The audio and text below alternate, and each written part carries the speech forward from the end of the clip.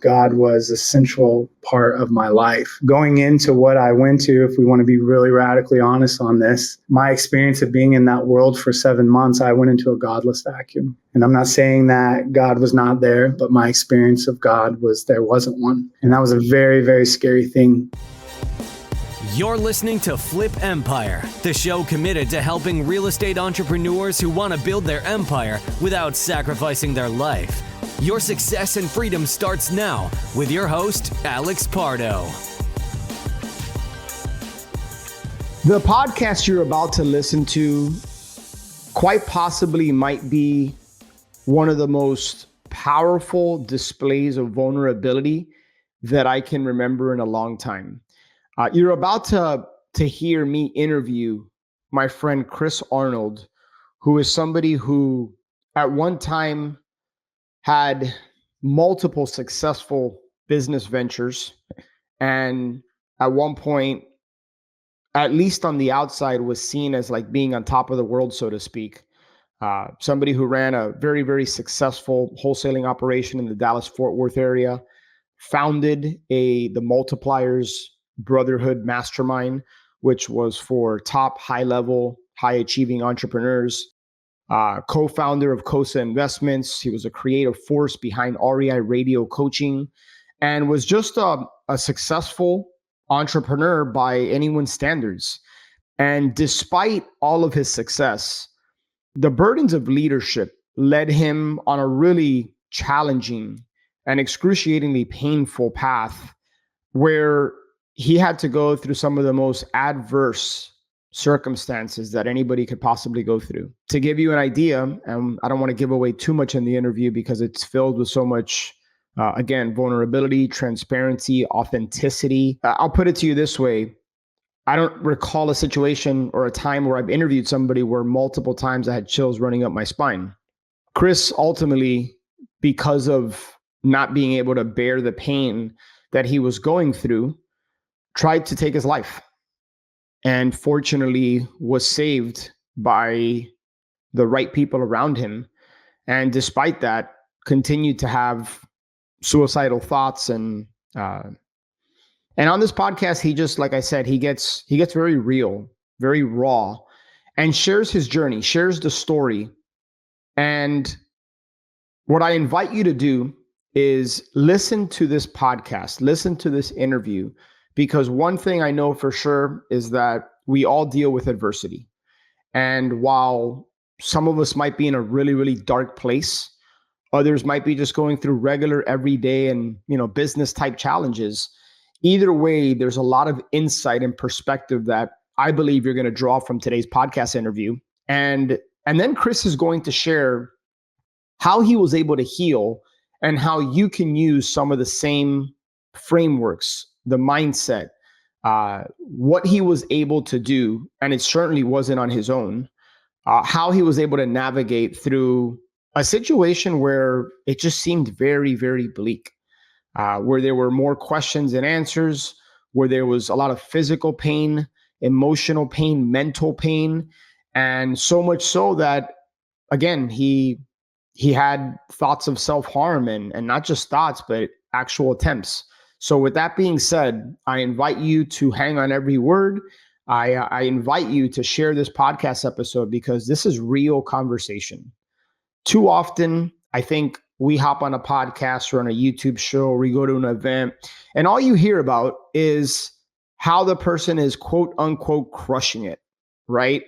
And I think it's great to celebrate when people are winning. I root for people to win on a daily basis. I genuinely like to see people rise up and succeed, especially when they come from just like they go through adversity and they fight through. With that being said, I also believe we can learn just as much, if not more, about the struggle that people go through, because again, that's life. In life and in business, we're going to be faced with adversity. We're going to struggle.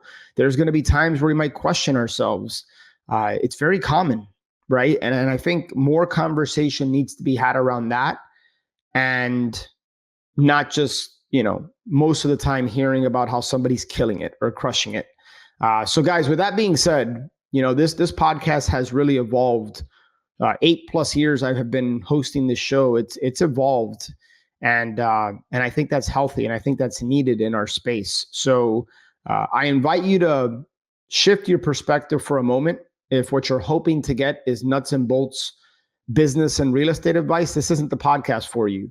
What I will tell you is that this can likely be one of the most impactful podcasts that you've listened to all year and listened to in a while. So I invite you into this conversation with my friend, Chris Arnold.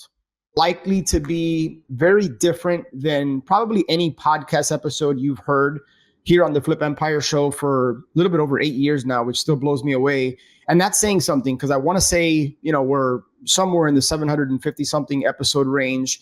And I'm about to interview a friend of mine, Chris Arnold, who I'm going to invite into the conversation here in a quick moment. And to give you guys a little bit of background and context, Chris is somebody who I met at a small event, I want to say in St. Louis, Missouri, probably about 4 years ago. We were in a room of maybe 15, 16 people, just super sharp entrepreneurs, thought leaders, influencers in our space. And I remember instantly feeling drawn to Chris. I specifically remember a conversation we had at dinner. Chris and his partner were further along in their journey as far as scaling their company and doing deals where they were at the time.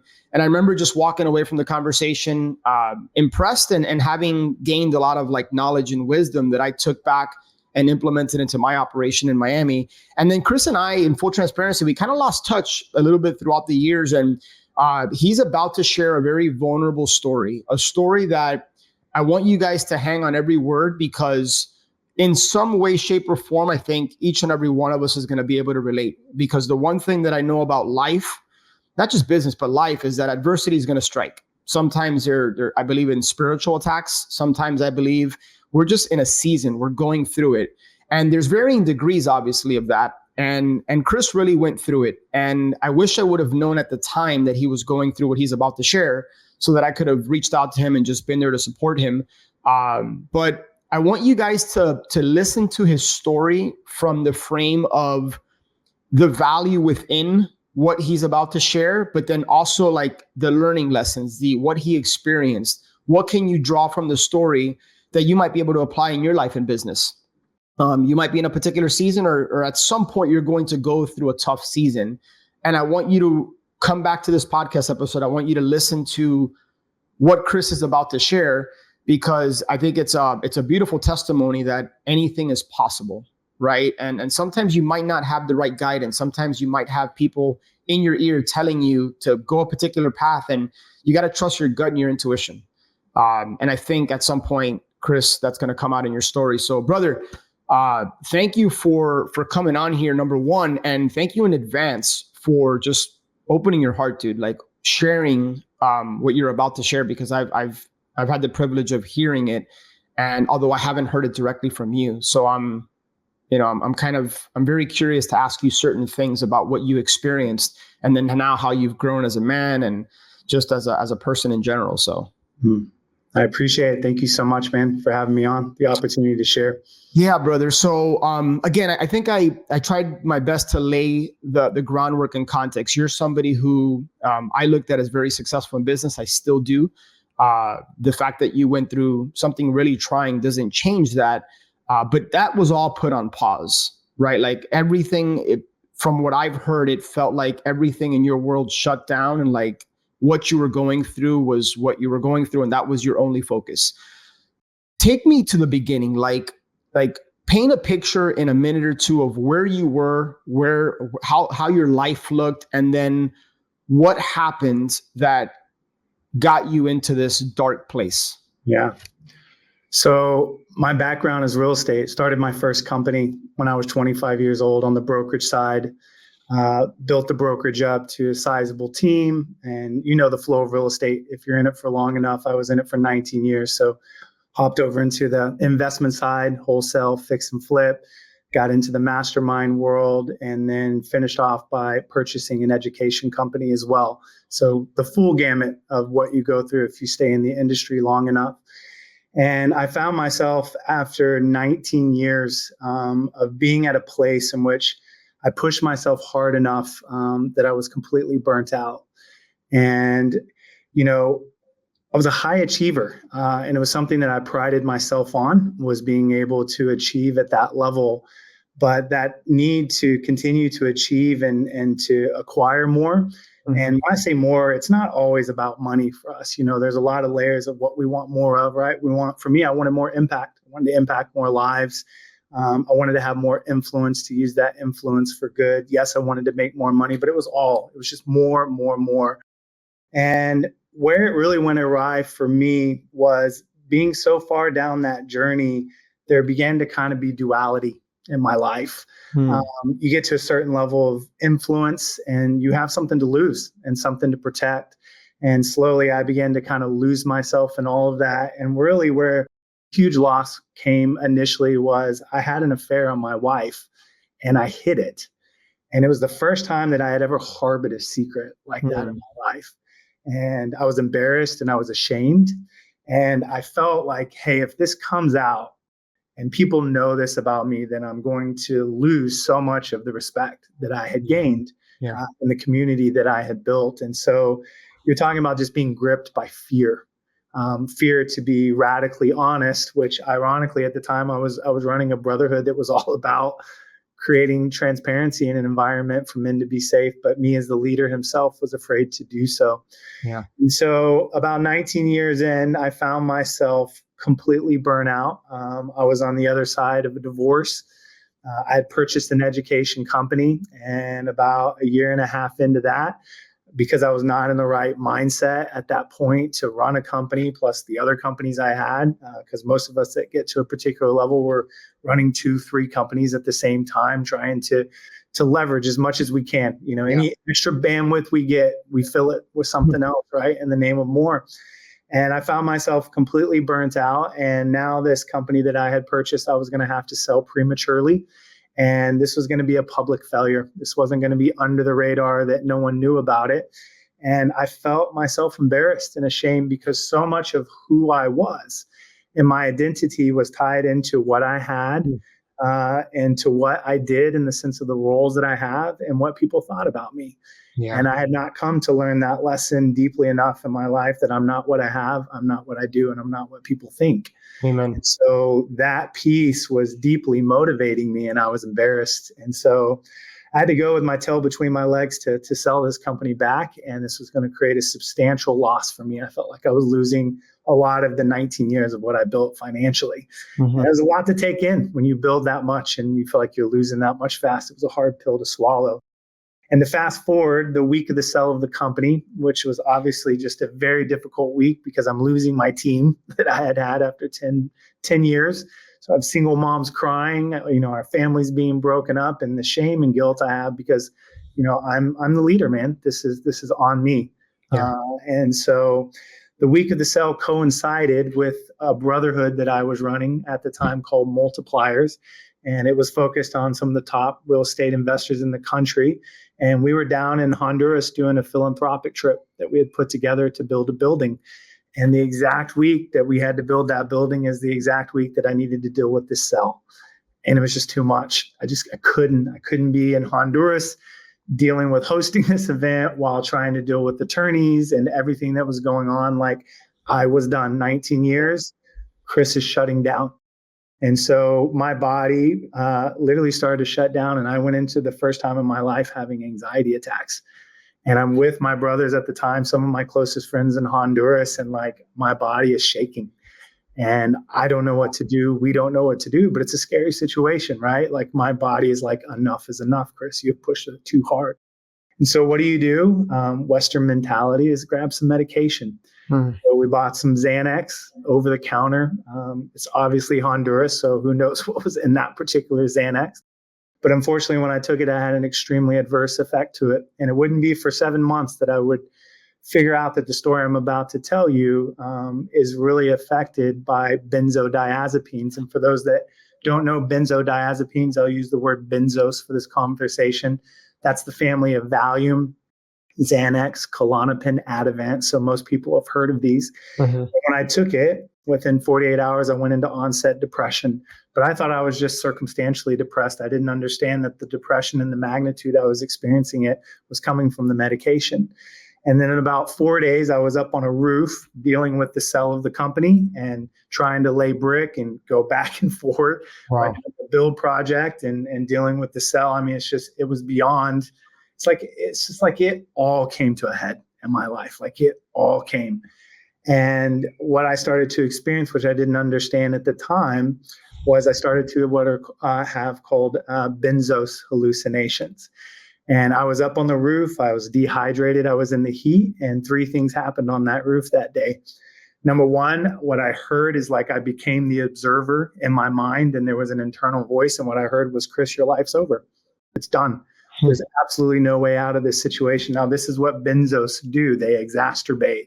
I knew I had a way out. It was going to be shitty. But in that moment, it was like there was no way out. It was game over, and I'm just observing this. And then the second thing I heard is my life started to play out, and I heard, Chris, you're an absolute piece of shit. Everything that you've ever done in your life has been out of fraud and ill will. And everything that you have ever done has never been for good. Now, this is not true. I know my character, but in the moment, that's what benzodiazepines do. Yeah. And I felt an intense sense of self-hatred in my life that I never felt. And I remember thinking to myself, because I have a theological background, that, this was God somehow, like showing me my sin, because I have a master's degree in theology. So it's going into my God bucket. I'm not realizing that this happens to thousands and thousands of people from this particular medication. Yeah. And then the last thing that happened was, for the first time in my life, I got massive suicidal ideations. And it was like marching orders, Alex. I heard clearly, you're going to go back tonight, and when everyone's asleep, you're going to take the remaining Xanax you have, which was a couple boxes, swallow it, get into a pool, and take your life. You don't deserve to live. And so I did. It's like marching orders. And I took all of it, and I got into a pool, and I blacked out. And all I know is I woke up in a Honduras hospital the next day. Luckily, my friends and my brothers that were part of the brotherhood fished me out, because they heard me splashing around in the middle of the night. And all I know is when I woke up in that hospital, I had to own what I did. I didn't understand that this was medication induced. I just thought that I snapped. And that was the conclusion that everyone had. And this would be the conclusion for months, that Chris had a mental breakdown. Yeah. I didn't have a mental breakdown. I had benzos hallucinations. And unfortunately, there are thousands of people who are taking their lives from benzodiazepines when they try to get off of it or have an adverse effect like I do. But again, we don't know this. And so when I get back to my family's house in Texas, my body is shaking severely and I can't formulate sentences. And we don't know what to do. We don't know if I have brain damage, if I was under the water too long. Does taking this amount of medication do something to the brain? Who knows? None of us are doctors. So what do you do? And we decided that the best thing to do was to send me to doctors. And so I went to one of these luxury rehabilitation facilities, which is a catch-all for everything. Doesn't matter if you have mental breakdown or drug and alcohol or codependency or PTSD. It's one of these. And again, I cannot speak for all facilities. I'm just going to tell my story and what happened. When I got there, I was convulsing and shaking, and they sat me down and they said, "What's wrong?" And I said, "I don't know what's wrong with me. You guys tell me." Like, I am freaking out because my body and brain is not functioning. And they said, "Well, we need to send you in to see a psychiatrist immediately." And I went in and I communicate that I'd never been on prescription drugs in my life, ever, no pre-mental health issues whatsoever. And I walked out on 5 prescription drugs. Everything from lithium to Prozac to baclofen to antipsychotics, the works. They pumped me full. And at this point now, I don't know what to split test because we've just layered on a lot more variables. Yeah. The irony in all of it and where things went awry is that they did not continue me on a benzos, which is what I needed. So basically, I'm going and getting off of benzos immediately. So that's going to send me into what are called benzos withdrawals. And to put that into perspective for people, benzos withdrawals are worse than heroin withdrawals. And so what happens over the course of the week is, as I start to go into these withdrawals, my brain does not pick up the function of my neurotransmitter. So basically, I can't function. My brain is not functioning. And over a week period in this particular facility, because I'm not functioning and I'm staying in my room and I can't go to group and I'm telling them something's wrong, I don't know what's wrong, They sit me down and they diagnose me: depression, severe anxiety, and psychosis. Now, these are just side effects of benzos. Yeah. And now I have doctors diagnosing me with these things and telling my family, and like, I don't know what to do. I don't know anything about these things, right? Which they created by prescribing. Yes. This is being created by the drug, but the doctors have misread it and have told me that I am the genesis of these three things. And I believe it. And so does my family. And after a week of not functioning, they sent me down and they say, Chris, two things are not happening today. Number one, you're not going home. We're not sending you home to your family. You're obviously not functioning in this facility. And number two, you're not staying here. We're sending you to a higher level facility. Mm-hmm. And then I'm freaking the fuck out. Yeah. I am stuck in this like situation, and like, I can't even go home. Like, I just want to go home and just be with my family. I don't know these people. And like, by this time, I'm on suicide watch. So to describe that, someone is following you around, like literally by your side everywhere you go, and every 15 minutes writing down what you're doing. Well, benzos create massive paranoia. Yeah, I can imagine. At home, like in bed with my family taking care of me, I have strangers in the dark at night sitting in a corner, and I can just hear the click of a pen every 15 minutes, writing down what I'm doing. And I'm just losing my mind. How long did this go on for? So in this particular facility, I was there for 1 week before they moved me. And they 2-man escorted me to a higher level facility in another city that was a couple hours away. And at that point, I moved into what's called the acute state of withdrawal, which happens around day 7 to 12. An acute state means like you go into full-blown withdrawal from the benzos. And at that point, what registered for me was I went into a hallucination that this facility was after me and that they were sending me to go to prison for the rest of my life. I did not know what for, but somehow, because the facility had basically shamed me and told me I wasn't willing to do the work and that they were going to move me somewhere else, I felt like they were out to get me. And then my brain's not functioning right? And so as I get 2-man escorted, I'm watching the sunset, thinking this is the last time I'm ever going to see the sunset because they're taking me to prison for the rest of my life. And they take me into the facility.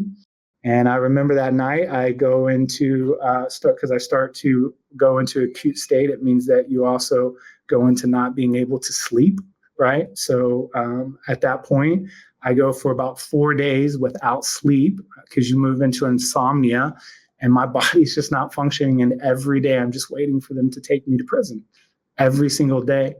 And on the 4th day, the psychiatrist came in and she said, let's take you outside for a walk. And I knew that was the day. I was like, man, I put my pants on because I remember putting my pants on because I thought it was going to be cold when they took me to jail before they took me to prison. So I literally had my pants on. And we walked outside and I went back out into the heat, just like I was when I was in Honduras. And it just accelerated everything. And by the time I walked in, when I looked around at all of the patients, I believe that was part of a full-blown sting operation. And literally, this was some 21 Jump Street shit. And I believe that they were filming everything that I was doing. They were recording everything that I was doing in the shower, in the bathroom.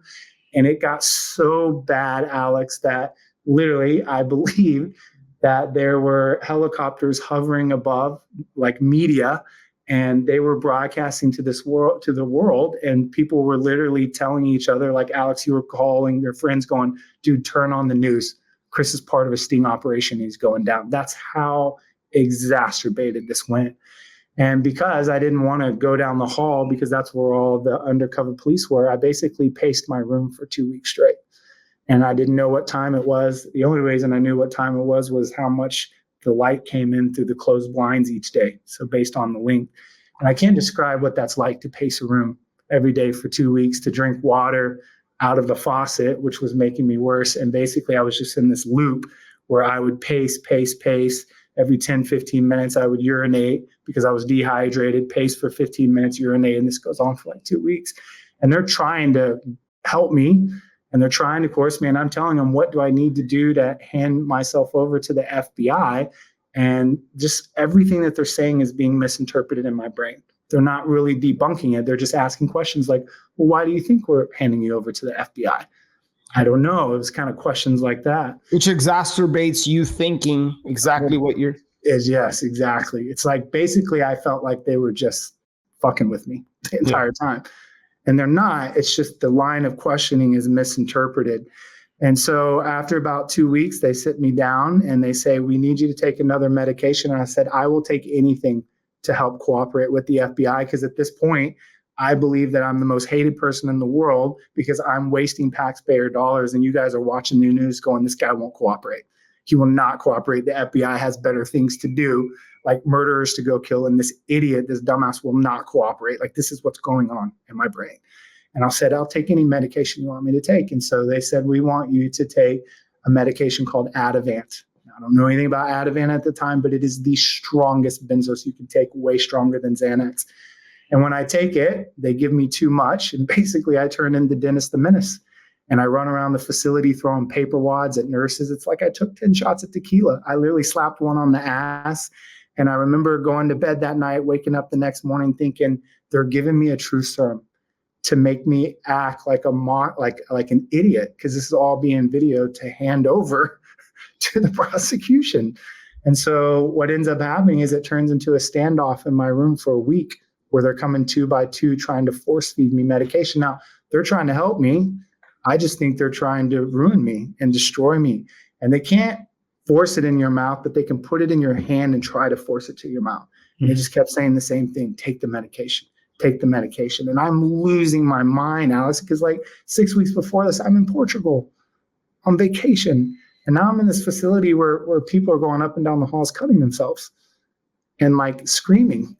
Like how does it, like, my brain could not fathom the fall that fast. And luckily, the way that I was able to pop out of the actual situation was I had a psychiatrist, a female psychiatrist, and she came in my room one day. They don't touch you in these facilities. I don't know how to describe what that means, like to not be touched for weeks, like no human contact. And she came in and she started crying and she wrapped her arms around me like a mother. And she whispered in my ear, Chris, we're not after you. We're here to help you. And I remember the sincerity in her eyes. For once, someone quit being a doctor and was a human. And I felt it. And it's all of a sudden, it like put this seed in my head. And basically the way that I can describe it is like watching The Sixth Sense. You watch the whole movie and you think you're watching and interpreting a certain way. And you get to the end and you realize Bruce Willis is dead. And they start to replay the movie. And it's like this key that unlocks how you misinterpreted all the events in that movie. That's exactly what a benzos hallucination was like. And she was the key. And over 48 hours, I unraveled the fact that I was in this benzos hallucination and this wasn't real. And bro, that's a scary thing when your brain does that, particularly when you don't have any pre-mental health issues. And so I negotiated with them to take less of the actual Ativan, because remember, my brain is not functioning at this point without the drug. So once I take it, but take the right amount, it's like my brain comes back online. And bro, I talk my way out of there and I manipulate my way out of there. I tell them whatever I need to tell them to get the hell out of this place, because I just want to go home with my family, because I think when I get home, I'll be fine. Yeah. And they sit me down and they say, Chris, before we send you home, we're going to send you home on all the medication, the lithium, the Prozac, the baclofen, the antipsychotic. Chris, it is a must that you take all of these. This is the most important thing we can tell you. Stay on the medication, but we can't keep you on the Ativan. So we're going to taper you off 7 days. So let me put this into perspective. Most people who get off and try to use like the Ashton method or any form of getting off benzos, they do it over like a 17-month period.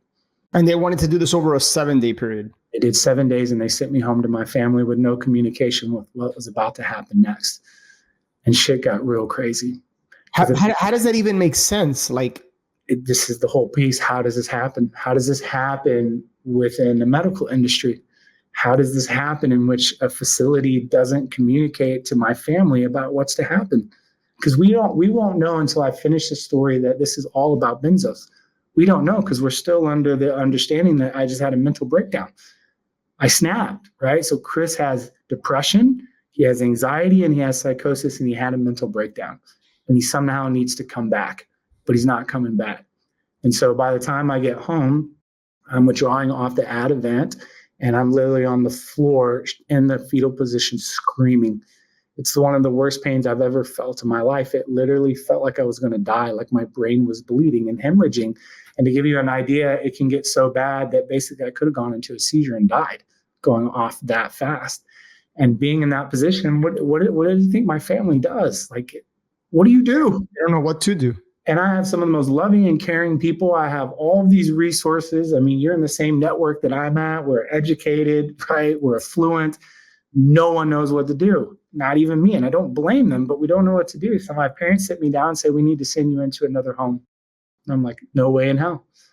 No way you're going to put me back into another home on psych watch, but they don't know what to do. We need to send you to a home that focuses more on mental breakdowns, just mental breakdowns. Chris, trust the doctors. Keep taking the medication. That's just, again, this is the mentality that we have. And again, there's nothing wrong with trusting doctors. The problem is when we give all of our authority over to doctors. Yeah. And we don't ask questions and we don't think for ourselves. But this was the mentality. We don't know what to do. Everyone trust doctors. Take medication. And so at that point, I told him, I'm not going to another home. And my family said, well, you got to make a move because you can't stay here. And this is completely out of love that they did this. And the only thing I knew was I'm not going to go back to the home. So my only other option was to come back to Tulum, Mexico, where I've lived now for 7 years. By yourself? By myself. And again, this puts everyone in an uproar, which it should. You're not listening, Chris. You're not going and trusting the doctors. You're just going to go your own route. But in my soul, I knew that I just needed to get back here. I don't know why. I just need to get back to Tulum. Yeah. You have to realize in my mind, like, we're going on like a couple months now. Like, I had no dignity. I've been sleeping on my parents' couch. Like, they wouldn't give me razors to shave. Like, I can't like describe to you of like zero dignity whatsoever. And in my mind, I'm like, if I can just get home and like take a shower and ride my bike and take a walk on the beach and go to the gym, like maybe I'll snap back into place. Yeah. If I snapped out, can I snap back in? Just get me into normalcy. Just get me out of this chaos of all these people and everyone freaking out. And so I came back to Tulum and I was in terrible shape. I was completely suicidal because, again, I'm still in benzos withdrawal, which create massive suicidal ideations. And at this point, Alex, my body's just breaking down. Like, biologically, I can't handle the pain. And so the first thing I do is I want to get off all the medication, and I bring in a naturopathic doctor, and we're able to get off all of the medication. But I am in so much pain that basically I start to like use anything I can to stop the pain. Because again, it's like, it's worse than heroin withdrawal. So I try alcohol, that doesn't work. I try psilocybin, that doesn't work. I try MDMA and it works. Now, why? I won't know this for a long time until I come out. MDMA is a serotonin reuptake, which is exactly what my brain needs. So when I take it, it's like my brain comes back online.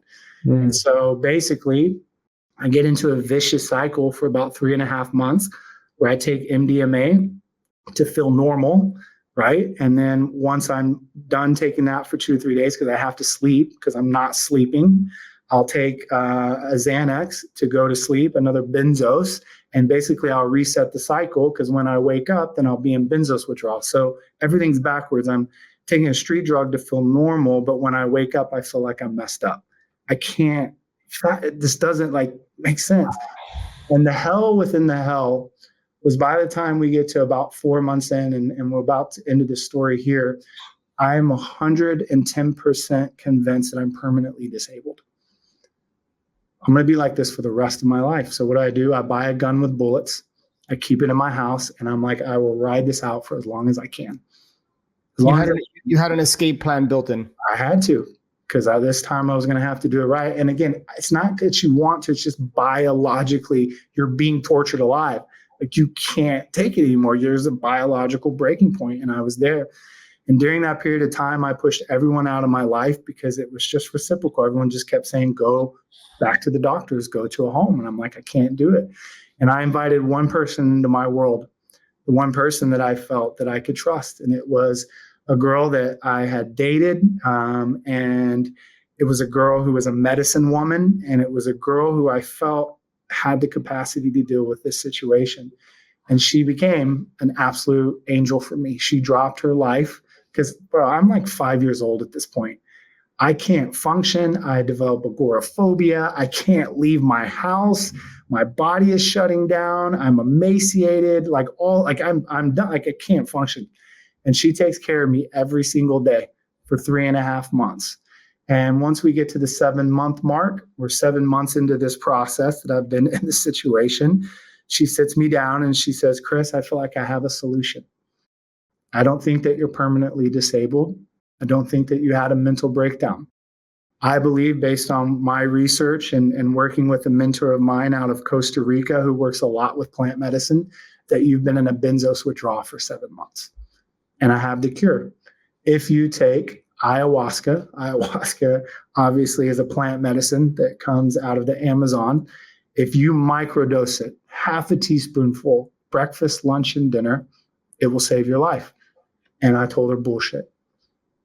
At this point, Chris, at this point, I have to be thinking, people just keep telling you to take drugs and take different things. I have to think that at this stage, I know this has a positive ending, but are you thinking bullshit because it's like, I just refuse to take another drug, something else? Or like what's going inside your head at this point when she's telling you, and you trust her and she's been taking care of you. Yeah. And she's got this mentor out of Costa Rica. She tells you, hey, I have the cure for you. And you say bullshit. What's driving that response? Is it the fact, hey, I don't want to take any more drugs? Or what is it? It's two things. Number one, after 7 months, I am 110% convinced that I'm permanently disabled. Okay. I'm mentally handicapped. And number two, I live in Tulum, the world of plant medicine and the conscious community, which I have held at length for years. And in my mind, it was like, you're going to throw some bullshit ayahuasca at me. Some plant medicine, you know what I'm saying? And I'm not educated on these things, but to me, it was like, woo. It's like woo. It's woo. You're going to throw some woo shit at me. No. But here's the thing. She's about to walk out the door if I don't do it, and I'm going to take that gun and I'm dead. And number two, there's no other option on the table. So what do? I can't lose her. She is my life support. She's the only one that can handle this situation. No one else can. So I tell her I'll do it, and I do it for her. And we go in my room. And bro, I stopped taking everything that I was taking, the MDMA and the benzos at the time. And for 6 days, I went in the most god-awful experience of my life. My body was contorting. The pain was at such a high level that I was basically blacking out and passing out. And on top of that, it got so bad, and I've never experienced this before, and I never understood why people do it, but I was literally beating myself in the face. And I was disillusioned. And on about the 6th day, I passed out and I woke up, and for about 90 minutes, I was lucid, could hold a conversation. And I remember thinking to myself, if I can be lucid for 90 minutes, can I be lucid for 3 hours?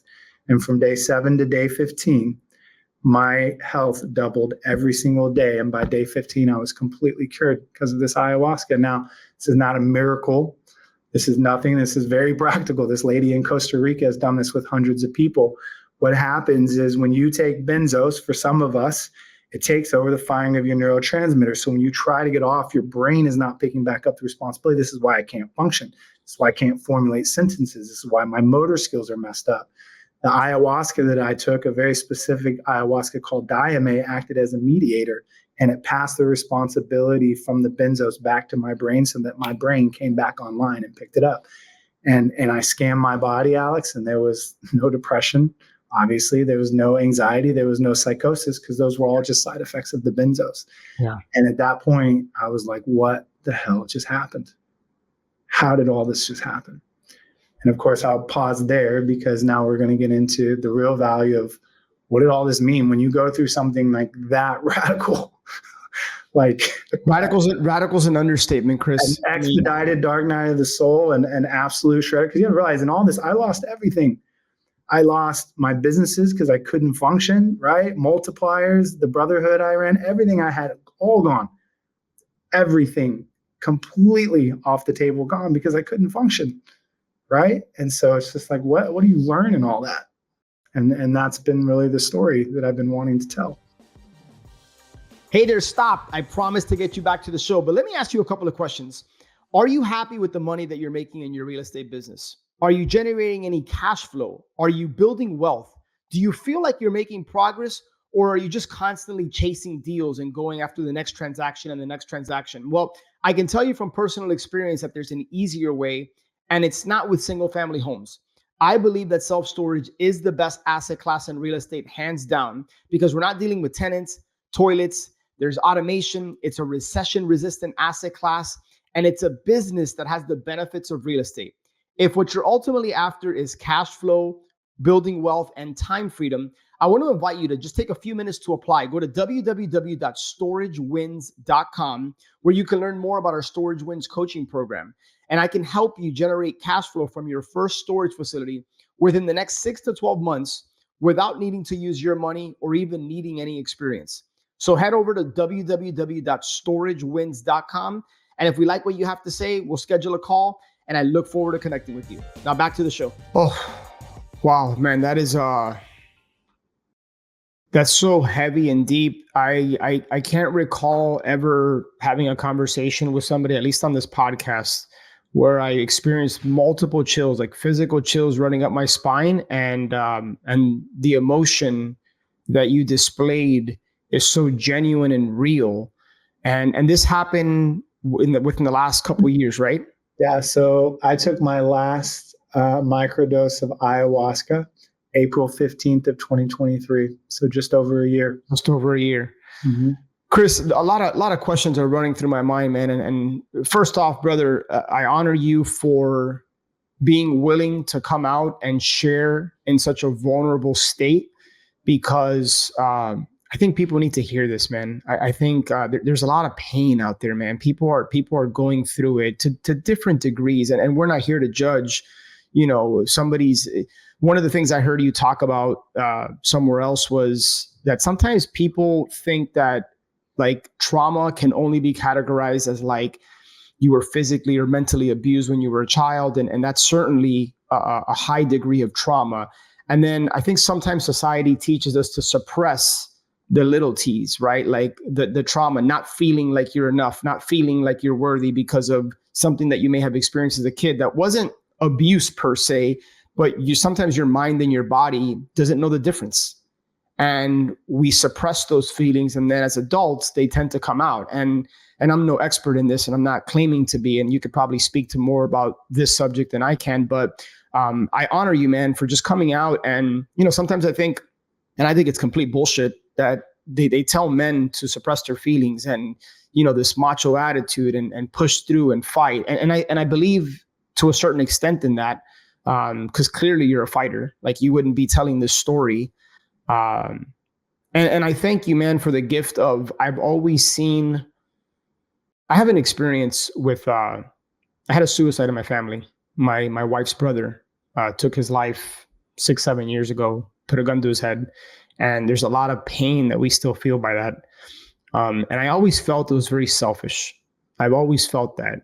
What I'm opening up in this conversation to is the fact that maybe they just clearly don't know another way.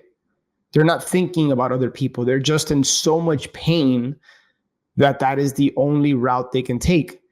And hearing your story and hearing how, you took all those pills and you got in the pool, and thank God you had people there to save your life and be there for you. And then later on in the story, how you bought a gun and you were ready to do it. And thank God for your friends, that woman you dated that was there for you. To me, man, I'm a believer. And so I believe God places people in our lives when we need them most. And you used the word angel, and that's exactly what came up for me. My question to you, man, after saying all that is, you talked about your background in theology.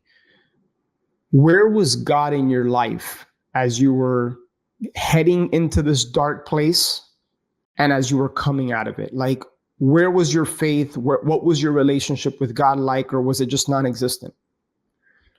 My relationship with God has been the center point of my entire life. I had a very kind of radical encounter with God when I was 18. So I was a troubled kid, right? And had got sent to a boys' home. And in that boys' home, had really dedicated my life to God. So that had always been a central part. I mean, this is why I went to Bible school. I went to seminary. I got a master's in theology. So even up to that point, God was a central part of my life. Going into what I went to, if we want to be really radically honest on this, my experience of being in that world for 7 months, I went into a godless vacuum. And I'm not saying that God was not there and God was not present, but my experience of God was there wasn't one. And that was a very, very scary thing. I don't know why I had the experience that I did, but I know that going through that, one of the things that has been one of the biggest benefits is a lot of the constructs in my life have been ripped down. And I define constructs as these belief systems that we pick up about things that we really have no empirical data for. There's millions of constructs about how to be a good father, constructs to how to be successful, constructs to how to be healthy, constructs about marriage, about religion, about God, all of it. And in that, a lot of my constructs got pulled down because basically going into a place of insanity, because I was insane for 7 months. Coming out of that, it was basically if I could describe it, it was a radical unlearning of a lot of constructs, not even just the God construct, which was good for me.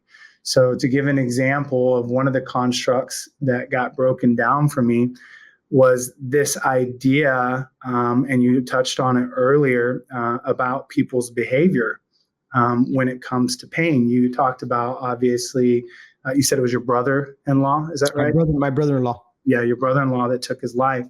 I want to speak to that because this is a key point. Everyone that's listening right now, we all have these different levels of behavior in our life right now that we're not proud of. And we judge these behaviors. If you come from a Christian mentality or a religious mentality, it might be called sinful, whatever you want to refer to it as. But there's a lot of shame and a lot of guilt. So for some people, it's alcohol, because this is all about suppression. For others, it's drugs. Some it's porn. Some it's being a workaholic. Some it's going out and spending money and having radical experiences. For others, it's eating way too much food. But what I'm going to tell you is what I began to understand, and my deconstruction of all this is I no longer looked at some of these behaviors in my life as like, there's something morally wrong with me. I began to understand that we all have this pain and that we're looking for relief. And we all walking around having different levels of pain in our life based on the amount of trauma that we had as a child. Yeah. And I do believe in situations like your brother-in-law that the pain gets so great, even like mine, that the relief that you're looking for is a relief to end it all. And here's my deal. Why would we ever judge anyone who is looking for relief of pain? And when you begin to understand that about the world and about people's behaviors, you begin to look at them and have compassion and inquiry. Yeah. So the question then becomes not why the behavior, but why the pain in our lives. And here's what I know, and we'll speak particularly to male entrepreneurs. I've been to all the masterminds, so have you as well. Yeah. Reality and the truth is this. Most everyone is walking around on the outside smiling and broken on the inside. That's right. People don't want to be honest about it. But I've been in it, and I ran a men's group long enough within our industry to understand this to be true. And so what I began to understand is driving all of this pain is that we have these childhood wounds that we've picked up that are creating this sense of inadequacy, this sense of I'm not enough in my life, because anytime we have a break in our connection with mom or dad, whether dad was an alcoholic or mom was a workaholic or they got divorced or whatever happened that caused them to not be able to be there for us, basically the word I'll use is to experience emotional neglect. Mm-hmm. If you're a child, you can't understand that that's just your parent's shit and has nothing to do with you. You right. Personalize it. And in that personalization, you come to this conclusion, I'm not enough. And I know for me in my story, the construct that began to break down and to open up in all of this was the reason that I was driving myself to such an extent to achieve was I was waking up every day with a sense of inadequacy, and I needed to prove something because I'm not enough. And the reason I could never stop building or come to a conclusion of how much was enough is because I didn't feel like I was enough. So how can I answer the question, how much is enough, if I don't believe that I'm enough?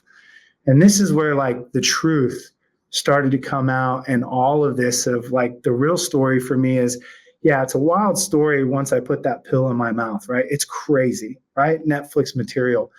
But what drove me to get to a place in which I needed to take an anti-anxiety pill in the first place And what drove me to that place was this sense of inadequacy and the sense of I'm not enough. And we all have it in our life to some extent. And there's nothing wrong with wanting to achieve.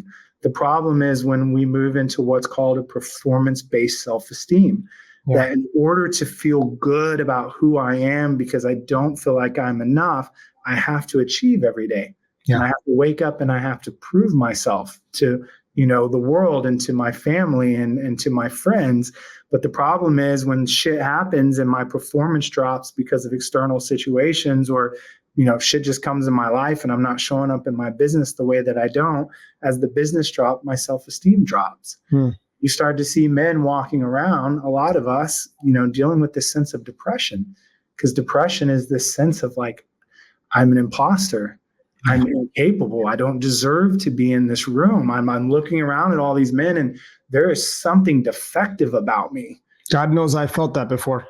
I'm comparing myself to the best people in the room that happen to be at that point to be succeeding at a great level because things are going right. But our whole sense of value is just going up and down like a roller coaster, depending on our performance. And the real value in all this for me is getting back to my understanding that I'm not what I have, I'm not what I do, and I'm not what they think. Now, I wish I was living that 100% every day. There's days I wake up and I still have to fight that internal voice, that tape that plays in my mind. But man, this is a story, and it all comes down to this. The real liberty in all of this is when you get to a place of removing fear, getting to a place where you feel like you're enough, coming to the conclusion that all these things that you do and have do not define who you are. You can actually start to do the one thing that we're all craving to do, and that's to be authentic. We all just want to wake up every day and be ourselves, but most of us are not living the lives that we want. We're just doing all this shit because we feel like we need to do it to keep up and to perform. Yeah. And we're not, and this was my whole deal. The reason I couldn't tell the truth about my affair and the reason I couldn't show up every day is because I was afraid to be myself. Yeah. And there's such liberty and power and freedom and the ability to wake up and be yourself. Because here's the thing, true leadership and your real leadership journey begins in your life and your passion, destiny, calling, unique contribution, all stems from the fact that you wake up every day and you get to do you. Yeah.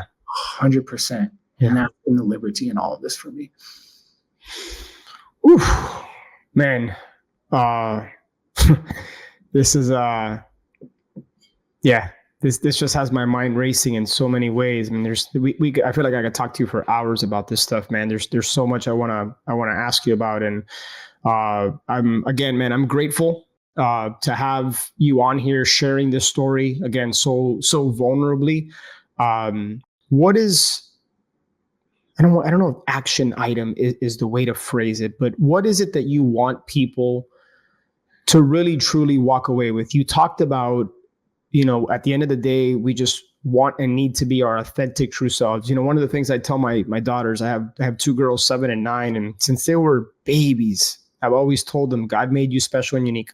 I tell them that on a weekly basis because I want them to know that they were made in His image and that we're all perfectly imperfect, right? And you're going to make mistakes. And I'm so conscious, Chris, of trying not to screw my daughters up in some way, because parents do the best. We do the best that we can. And at the end of the day, like we're going to affect them negatively in some way. And I feel like as a father, I'm just so conscious to be aware of the words I use. How do I make them feel? And it's a lot, man. Sometimes it feels like I'm walking on eggshells to make sure I don't coddle them and to make sure that they experience a level of adversity, because life at some point is going to slap them. And they need to be able to respond to that. So it's this balance, man, and it's so tough. But what is it you want, brother, for people to really draw and take away from your story? And is there a practical step 1, 2, or 3 for people that are listening to this that are in their own, dark place, whatever that may look like for them? The thing that I realized that is detrimental, and again, our tribe is male entrepreneurs, right? Those are our people. That's who we surround ourselves. So that's who specifically I'm speaking to and who's listening. The thing I'm going to tell you that here in all this, and if we're talking about practical steps, the thing that's killing us as entrepreneurial men is isolation plus stress. So we have this stress in our life. We have this pain. We start to make some decisions that we don't feel good about. Again, we're going back to there's no judgment, but there's grace and mercy there because you're doing it out of pain relief. But we isolate.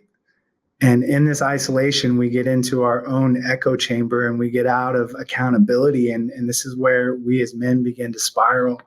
And the one thing I want men to understand is like step one in all of this, like isolation is like the thing that's destroying us as men.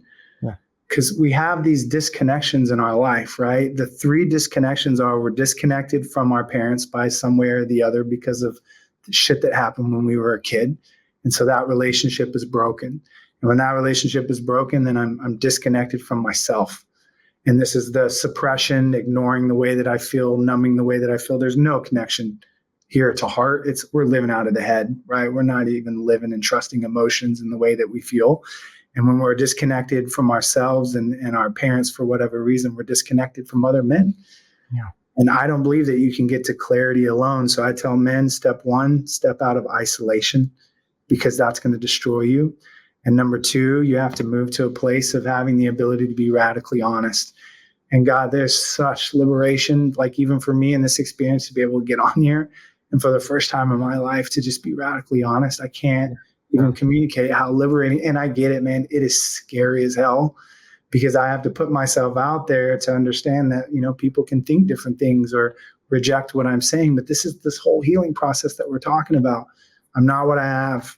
I'm not what I do. I'm not what the people think about me. This is the liberation that we're all looking for, to be able to wake up and be ourselves. And then thirdly, I tell people that they need to step into some type of process that's going to allow them to heal. And I'm going to use the word somatically. Somatically means of the body, because there's a lot of trapped energy, call it trauma, whatever you want to, in the body that's making us sick. Yeah. We feel it in our chest and our stomach every day and our throat.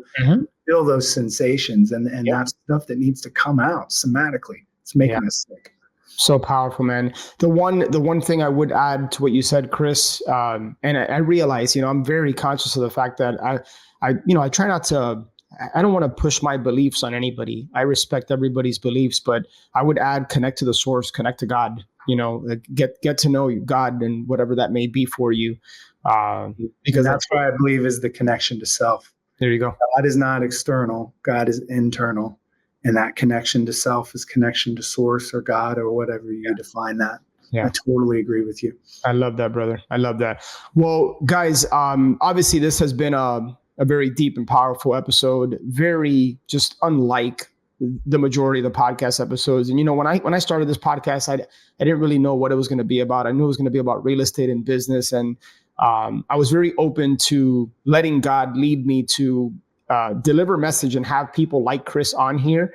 We didn't talk about real estate at all. And that lights me up, because we don't need to talk about more real estate. Like, all that content's out there. This is real conversation. This is real life happening to somebody who's gone through it. They're on the other side of it. Now they're powerfully and vulnerably sharing their story so that it can benefit you in some way. And maybe you're in a great place right now. And if that's the case, amazing, because life is all about ebbs and flows. Share this podcast episode, maybe with somebody who you think might be in a dark place. I also encourage you to just check in with people. You never know. Just listening to Chris's story reminds me, he and I just lost contact over the last couple of years. And had I even had an inkling, I just would have reached out.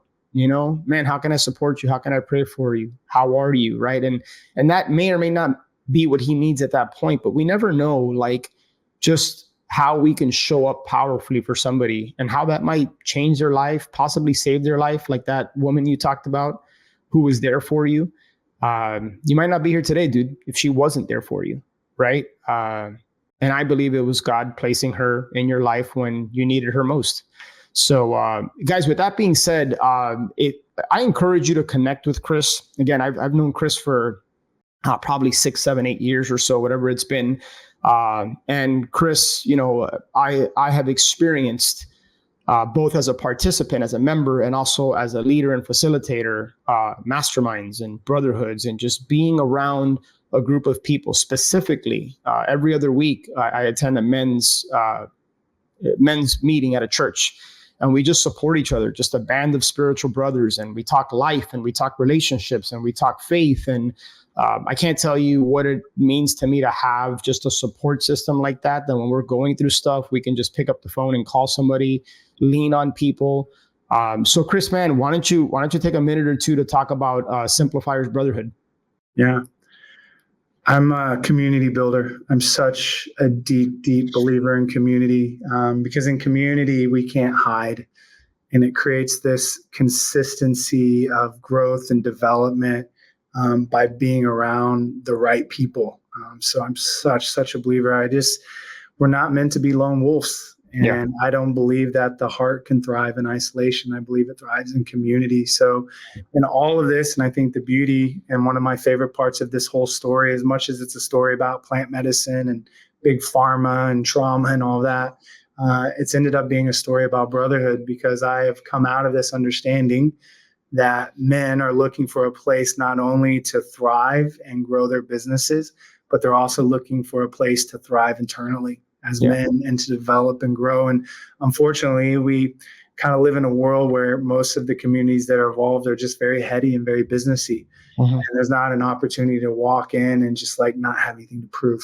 A place to be able to walk in and feel safe to talk about the hard shit. And so Simplifiers Brotherhood, it was called Multipliers. It's now called Simplifiers. I think that sums up the whole transformation, because I think for a lot of us men, as we've been in the game, because we work obviously with the top real estate investors in the country, there's a point where we've just come in to say, you know what, we're ready to, I really believe that real growth and real change and getting our lives to where we want is not bigger, scale. It's simplify. It's about simplification. I think that that's the ultimate test of business savvy. And so that's what the Brotherhood is about. And so anyone that's listening can go to simplifiersbrotherhood.com, and either something I said resonates with you and you just want to have a conversation, and I'm more than willing to do that, because I want to create a safe space for, someone to talk that's struggling, because what we talked about read your mail. Or two, you're interested to know more about this community that's very different than, anything else that I've seen out there. It truly is brotherhood. Then go to simplifiersbrotherhood.com, and would love to connect with you about it. Yeah. Thank you for sharing that, Chris. It's been said that our mess can become our message if we allow it to. And it's awesome to see somebody going through something so challenging, open up the way he did, and then come out on the other side, be willing to share it in an effort to help people, and then have a community and a place, a safe place where other men can just plug into. So encourage you guys to connect with Chris, even if it's just to have a conversation. Head over to simplifiersbrotherhood.com. And again, my ask for you is to share this episode, because this is the real conversation that I think needs to be had more. We talked a bit about imposter syndrome. Like, I think if we're all honest with each other, probably most of us have felt that in some way, shape, or form. And I love what you said. The way that I would summarize this episode, and you might need to jump in and clean up a bit of what I'm about to say, is you said, I'm not what I do. I'm not what they think. And what was the first thing you said, Chris? I'm not what I have. I'm not what I have. And I think that's how I would kind of summarize this. So I want you guys to internalize that. I'm guessing many of you took different things from Chris's story, but share this, because this is the type of conversation I think people need to hear. And this can be healing. And it was powerful to see you go through your emotions. And I can sense and tell that you sharing your story is therapeutic for you as well. Absolutely. In many ways. The more we share our story, the less of a hold it has on us.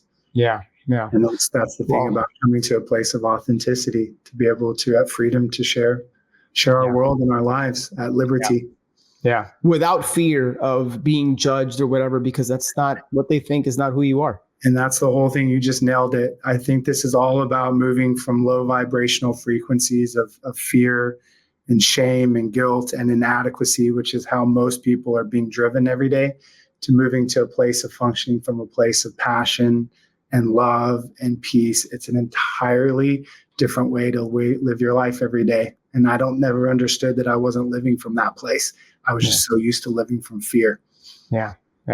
Dude, powerful, man. So, hey, dude, thanks again. Guys, encourage you to reach out to Chris, connect. And thank you for just sticking with us. Obviously, this show went a little longer than they're used to, but it needed to. It felt right. Again, this was a conversation that was more than worth having. And yeah, I truly believe it's going to impact a lot of people. I know it resonates with me on many levels. And so thanks again, Chris. And guys, I encourage you to continue to connect here in the Flip Empire Show. Reach out. I'd love some, not just the support, but I'd love the feedback, right? Like if there's somebody in particular you'd want me to have on, if there's a particular conversation you want me to have with somebody that might be about business and real estate, or maybe not, like on today's show, please reach out. I want to build a relationship and open up a dialogue with you. So with that being said, guys, have an amazing day. I encourage you to share this episode with people who you think may need to hear this kind of message. And I will catch you on the next one. Take care, Chris. Thank you. All right, my friend, I hope you enjoyed that Flip Empire episode and got a lot of value out of it. Make sure to check the show notes page for any resources that were mentioned. And speaking of resources, honestly, I don't think I've done the best job of sharing with you my top curated, highly recommended tools and resources that I use in my business or have used in my business. In some cases, these are affiliate relationships with people that I highly trust and respect. And I know these tools and resources can help you and your business go to the next level. And as an ethical bribe, if you decide to try out one of these resources using my link, I will go ahead and send you an unadvertised bonus. I'll send you something of high value. All you got to do is shoot me an email, alex@flipempire.com. Go ahead and let me know that you tried out this resource, and however I can help you getting started with that, chances are that I know it very, very well and currently use it or have used it. So make sure to check that out, flipempire.com/resources. And if I can be of help or service to you in any way, just shoot me an email, alex@flipempire.com, and I will do anything I can for you. Have an amazing day, and I'll catch you on the next show.